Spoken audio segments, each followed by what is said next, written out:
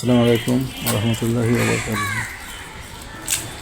আজকে সকাল 11টা থেকেই যে ভেড়াটা বোলডোজার তার প্রস্রাব আটকাই গেছে।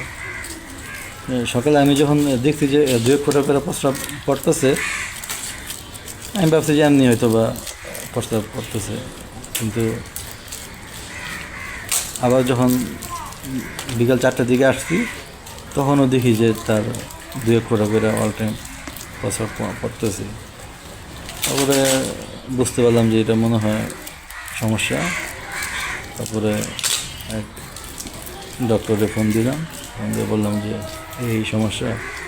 বলে আপনি কি কাঁচা বসি খাওয়ান? আমি কি হ্যাঁ, আমি তো 2 মাস ধরে কাঁচা বসি খাওয়াই। তো কাঁচা বসি খাওয়াইলে প্রস্রাবের রাস্তা আটকে যায়, পাথর আছে আর অন্যান্য ময়লা টয়লা দিয়া প্রস্রাবের রাস্তা আটকে যায়। আর মেল ভেড়া, তারপরে খাসি, ওদের জন্য যে কমন রোগ একবারে, মানে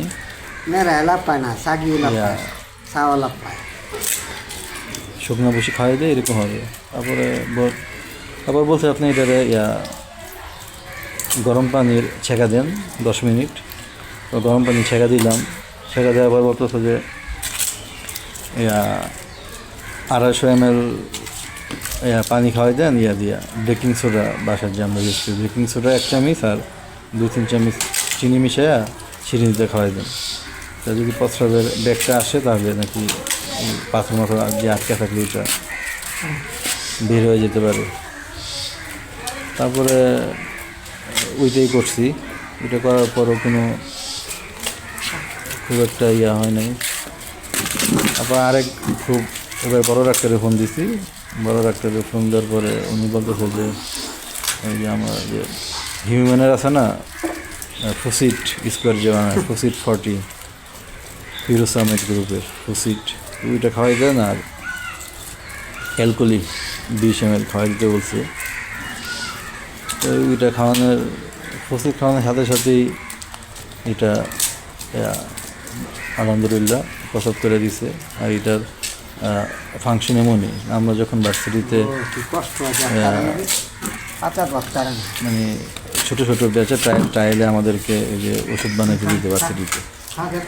তারপরে কোন ড্রাগসের কী কাজ, এটা আমাদের যে ব্যাং, তারপর হচ্ছে গিয়া ইঁদুর, গিনিপিগ, এগুলি দিয়ে আমাদেরকে ট্রায়াল দেয়। তারপরে একবার একটা ওই যে ফুসিট পার ব্যাঙের 1 ml করে দিতে বলছিল ম্যাডাম। তো দেওয়ার সাথে সাথে মানে উইদিন 5 to 10 সেকেন্ডের মধ্যে ওরা প্রস্রাব করে দেয়। মানে এটার কাজ এত মানে দ্রুত গতিতে হয়। তো এটাও দিছি গুঁড়া 5 মিনিট পানির সাথে মিশে খাওয়াই দিয়েছি। আলহামদুলিল্লাহ আবার এসে খাওয়ার রুচিটা ফিরে পেয়েছি। ঠিক আছে, মানে 2টা ছাগল 2টা ভেড়া পাইলে অনেক এক্সপিরিয়েন্সের মুখোমুখি হয়ে গেছি। এক একদিন এক একটা। এই কালকে কিন্তু এটার আবার ছিল পিঙ্ক রেডি, সাথে কে ওদের নাম জানি, গোলাপি চোখের। ওইটা ঠিক না হইতেই আবার আজকে এই সমস্যা। আবার নাকি বসি এখন শুকনো খাওয়ানো যাবে না, প্রতিবার পানিতে মিশে দিতে একটা কষ্ট লাগে। ওকে, আসসালামু আলাইকুম রহমতুল্লাহ।